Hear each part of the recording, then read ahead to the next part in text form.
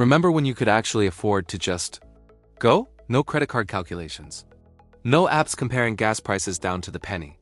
Just you, your family, a full tank, and the open road ahead.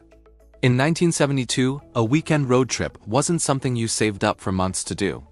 It was something you decided on Friday afternoon and made happen by Saturday morning. So what did it actually cost to pack up the car and hit the highway for a weekend back then? Let's set the scene properly here. In 1972, the federal minimum wage was $1.60 an hour. The average American worker was pulling in about $150 a week before taxes. Now, before you think that's poverty wages, remember we're about to see what those dollars could actually do. A weekend road trip wasn't a luxury reserved for the well-off. First, you needed gas, and here's where things get interesting. Regular unleaded gasoline in 1972 averaged about 36 cents per gallon. Your typical family sedan got around 13 to 15 miles per gallon. Let's say you're driving 600 miles total for your weekend getaway. That's about 40 gallons of gas. At 36 cents a gallon, you're spending $14.40 on fuel for the entire weekend. You could fill up your tank 3 or 4 times and still have change from a $20 bill. You'd pull into a full-service station and an attendant in a uniform would come right out. He'd pump your gas, check your oil, clean your windshield, and check your tire pressure. All of that was included in that 36 cents a gallon. You didn't even have to get out of the car. The attendant might hand your kids a piece of candy or a small toy. Now you're on the road. You've got a cooler in the trunk that your wife packed the night before. But you're gonna stop and eat out because you can actually afford to. Let's say you stop at a Howard Johnson's or a Denny's. A sit-down breakfast cost about $1.75.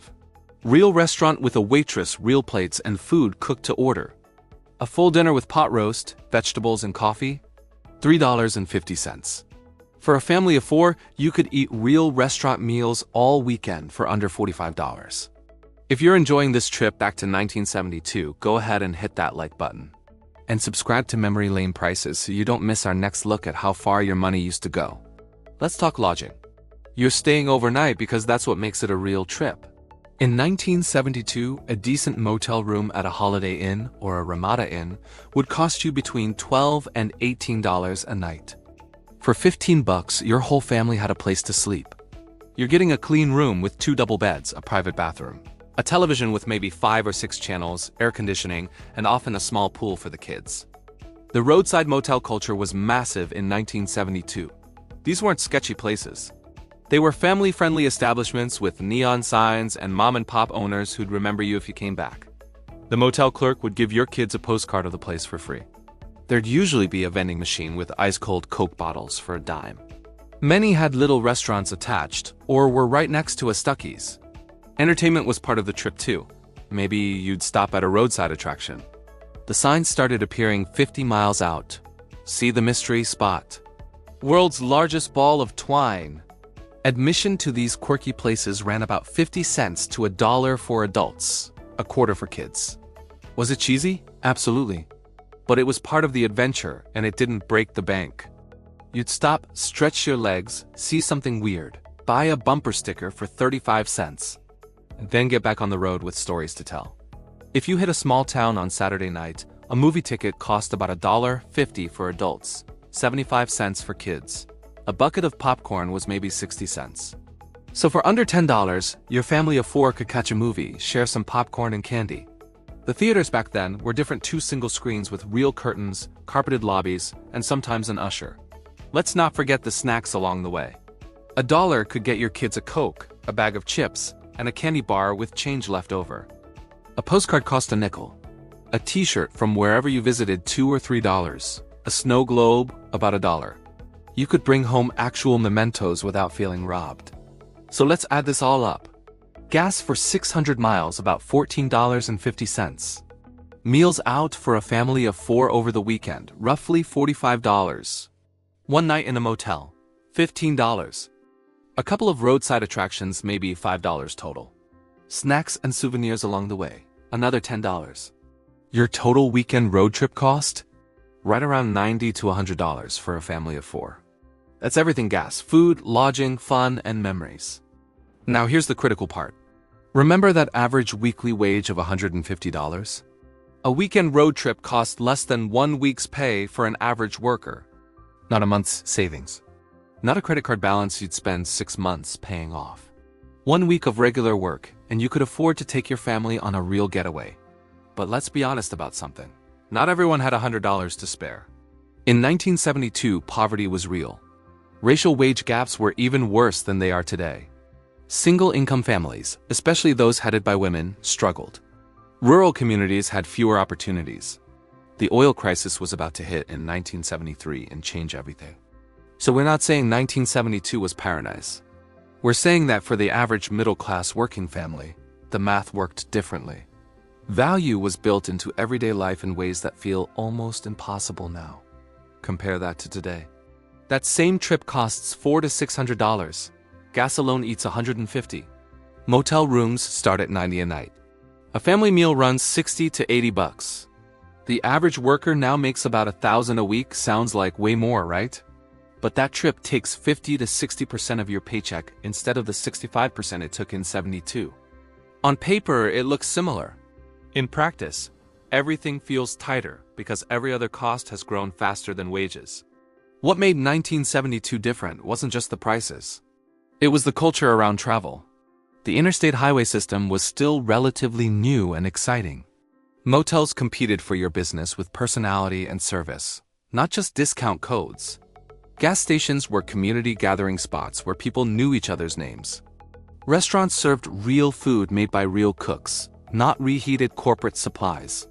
The journey was part of the destination because back then, joy didn't charge interest. There's something deeper here too. In 1972, you didn't need to plan everything 6 months in advance. You didn't need to compare 17 hotel websites. You didn't need apps to find the cheapest gas or coupons to make a meal affordable. You could be spontaneous. You could just go. And that freedom, that ability to make a weekend decision without financial panic, that's what we've really lost. In 1972, the open road didn't ask for your credit score. It just asked if your tank was full. It's not just about the dollars and cents. It's about what those dollars bought you in terms of life experience and family memories. Remember piling into the station wagon with no GPS, no smartphones, just a map and a sense of adventure? The games you played in the backseat, the places you saw, the motels you stayed at, the snacks you ate along the way. Those hours on the road weren't dead time scrolling through phones. They were when families talked, sang songs, played I Spy, and counted license plates from different states. Dad drove, Mom navigated with an actual paper map. The kids fought over the window seats. Someone always had to pee right after you passed the last rest stop. That cooler your mom packed? Bologna sandwiches, hard-boiled eggs, carrot sticks, maybe some fried chicken wrapped in foil. Drinks stayed cold with a big block of ice. Rest stops were actual destinations. Picnic tables under trees, vending machines with glass bottles, information boards with local attractions and maps you could take. Kids kept notebooks trying to spot plates from all 50 states. Getting Alaska or Hawaii was like hitting the jackpot. You'd shout and point and everyone would look. Kids laid down in the back of station wagons on pillows and blankets. They climbed around freely dangerous by today's standards, but that's how it was. No one thought twice about it. The car radio would fade in and out as you drove through different regions. You'd spin the dial trying to find something clear. AM radio dominated, playing top 40 hits. Remember the sequential signs along the highway? Burma Shave ads that told jokes one line at a time. You'd read them out loud as you passed each one. Are we there yet? Started about 20 minutes into the drive. Time felt different when you were a kid. Every mile seemed to take forever. Watching for the first glimpse of your destination. Maybe a mountain range appearing on the horizon. Or a welcome to sign for the state you were entering. Someone brought the Polaroid camera. You'd stop at scenic overlooks and take pictures that developed right there in your hand. Shake it and watch the image appear like magic. Kids would make the air horn gesture at truckers, pumping their arms. Most truckers would oblige with a long blast of the horn. It never got old. Those diners weren't chains, they were local institutions. The waitress called everyone Hun and knew exactly how people in that town liked their coffee. The menu was laminated and probably hadn't changed in 10 years. Many restaurants had a mini jukebox at each booth.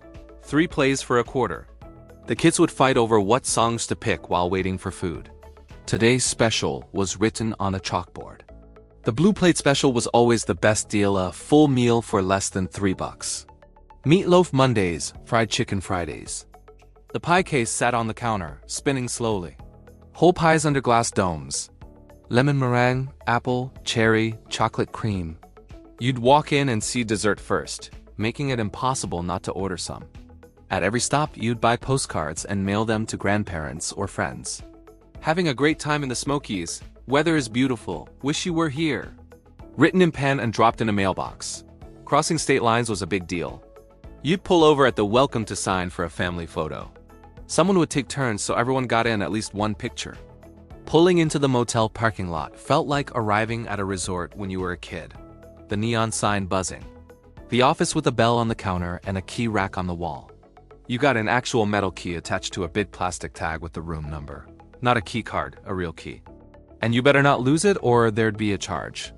The motel pool was the highlight of the evening. Kidney-shaped, surrounded by metal lawn chairs. Pool rules posted on a sign everyone ignored. Open till 10 p.m. Dad would take the ice bucket to the machine at the end of the walkway. That loud grinding sound as ice tumbled into the bucket. Cold enough to burn your hands. The TV was bolted to the dresser. You turned a dial to change channels, no remote. If you were lucky, you got 6 or 7 channels. Usually you watched whatever came in clearest.